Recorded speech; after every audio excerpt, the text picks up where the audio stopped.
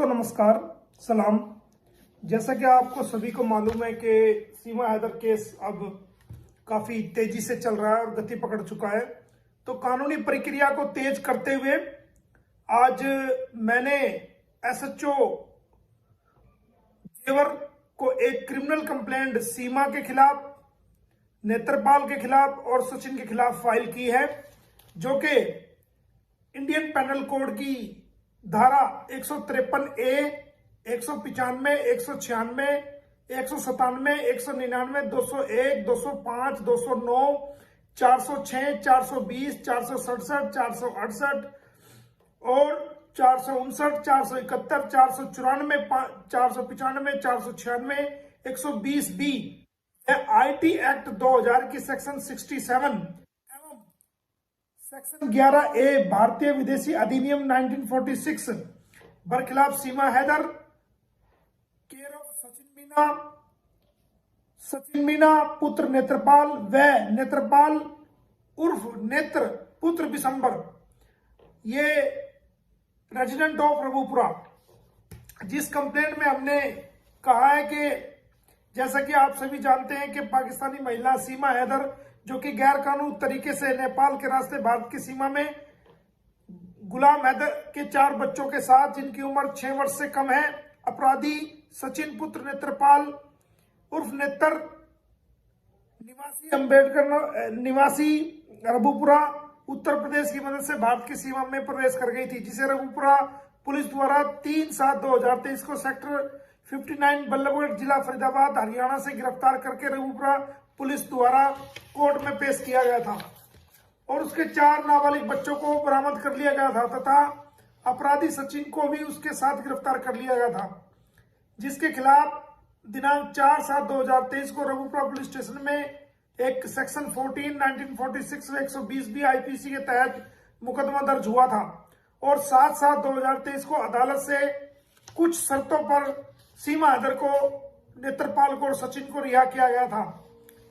अदालत से जो सशर्त जमानत मिली थी, उसके बाद पाकिस्तानी नागरिक सीमा हैदर पत्नी गुलाम हैदर हाल मुकाम केयर ऑफ सचिन पुत्र नेत्रपाल रघुपुरा के यहाँ रह रही है और लगातार वो 153A सेक्शन 195, 196, 197, 199, 201, 205, 209, 206, 420, 467, 68, 494, 120B IPC व IT एक्ट की सेक्शन 67 व 11A भारतीय विदेशी अधिनियम 1946 का लगातार जो है वो अपराध कर रही है।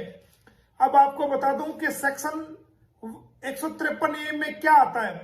सेक्शन 153A में कोई भी सार्वजनिक रूप से ऐसा बयान जारी करना जो 2 समुदायों के बीच आपसी झगड़ा पैदा कर दे, लड़ाई पैदा कर दे, और 195, 196, 197 जो कि 199, 201 सबूतों को तोड़ मरोड़ दे और गलत तरीके से गलत तथ्यों के आधार पर कोई अदालत के सामने रखे।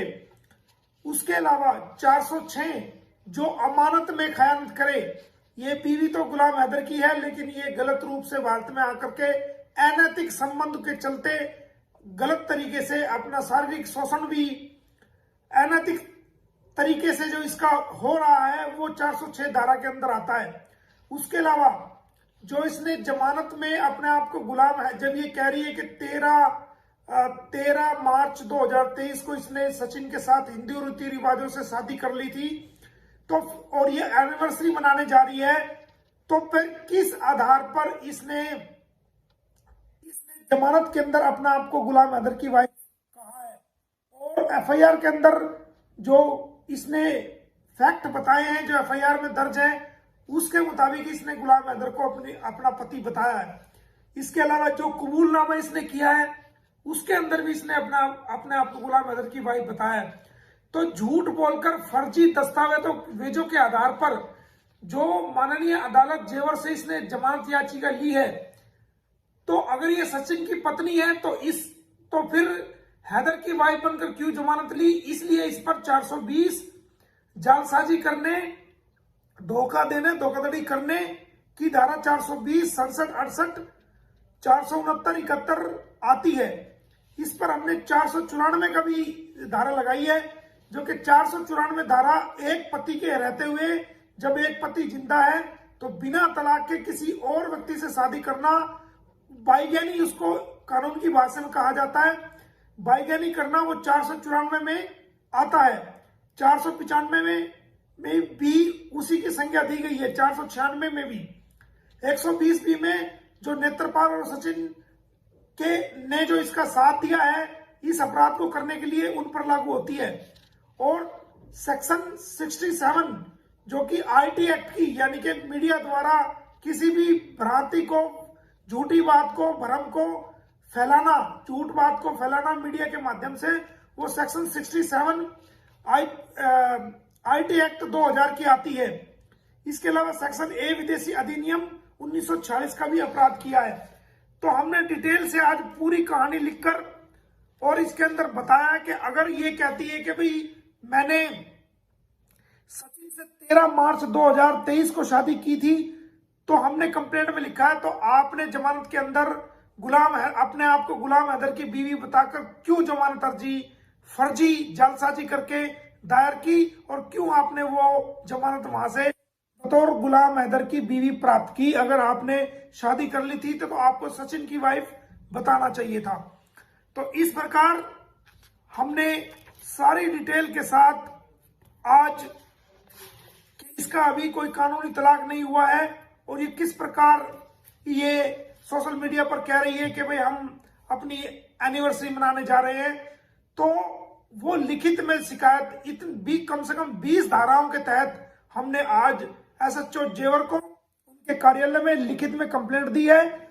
और वहीं से हमने, क्योंकि रिसीविंग उन्होंने हमें कोई दी नहीं है, तो हमने एसएचओ को भी बताया कि आपके कार्यालय ने हमें कोई रिसीविंग नहीं दी है।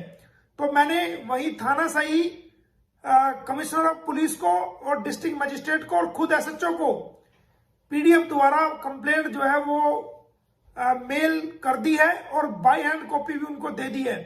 अब जल्द इसके खिलाफ एफआईआर दर्ज होगी और इन धाराओं में कम से कम 20 धाराएं हैं जिनके अंदर 7 साल से 10 साल तक की सजा का प्रावधान है।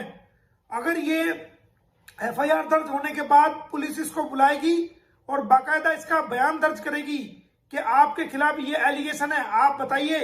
अगर ये कहती है कि मैंने सचिन से शादी कर ली 13 मार्च 2023 को, तो फिर तुमने कोर्ट में खुद को गुलाम की बीवी दिखाकर क्यों जमानत ली?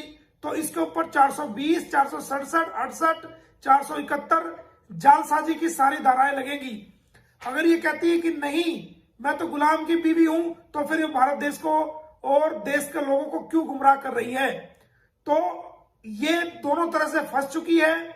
अगर ये खुद को गुलाम की वाइफ बताएगी तो जब भी ये फंसेगी, और अगर ये खुद को सचिन की वाइफ बताएगी तब भी इस पर 420 की सेक्शन लागू होगी। और बहुत ही जल्द इस बात को पूरी दुनिया के लोग भी देखेंगे कि किस प्रकार इसने भारत को के लोगों को और दुनिया के लोगों को ये गुमराह करती चली आ रही है। और आपने देखा होगा कि आजकल नई नई ये झंडे लेकर के कहती है कि हमारा देश है, हमारा देश। तेरा देश कहां से आ गया? तू तो घुसपैठी है। ये भारत तो भारतीयों का है, तेरा देश तो पाकिस्तान है, तेरा देश तो ये नहीं है। तेरा देश कैसे हो गया? अभी तू यहाँ की नागरिक नहीं है, अभी तू यहाँ घुसपैठ करके आया। तेरे खिलाफ एक आपराधिक मुकदमा दर्ज है सेक्शन 14 में फॉरेन एक्ट 1946 के तहत, और भी लीगल कार्रवाई तेरे यहाँ चली। तेरा देश कहां से हो गया? तू हमारे देश को अपना देश कैसे बता रही है? तेरा देश तो ये है ही नहीं। अब ये रोज मोदी जी के नारे मार रही है, रोज योगी जी के नारे मार रही है। मोदी जी और योगी जी ने हमेशा सच का साथ दिया है। उन्होंने कभी भी गलत बात को सपोर्ट नहीं किया है। और अगर आप उनसे भी कोई इंटरव्यू में कहीं कोई पूछेगा तो वो यही कहेंगे कि इसको भारत का वीजा लेके आना चाहिए था, क्योंकि इस्लामाबाद पाकिस्तान में हमारा भारतीय दूतावास हाई कमीशन ऑफ इंडिया मौजूद है, उसके अधिकारी वहां मौजूद है। अगर कोई भारत आना चाहता है तो वो आवेदन लेते हैं और इंटरव्यू करते हैं, और जो जेन्युइन जिनका कोच होता है उनको वो कभी भी वीजा के लिए मना नहीं करते हैं। तो फिर आप घुसपैठ करके क्यों आए हो? तो ये सब ड्रामे ये कर रही है और आने वाले टाइम में आप देखना ये बचने के लिए और इससे बड़े बड़े ड्रामे करेगी। तो आप सभी भारतीयों को इसके ड्रामों से सतर्क रहना है और जल्दी ये जेल जाएगी। हमने अपनी कानूनी कार्रवाई को तेज कर दिया है।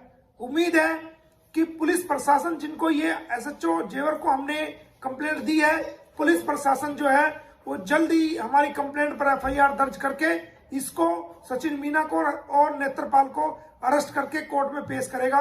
बहुत बहुत धन्यवाद। Thank you.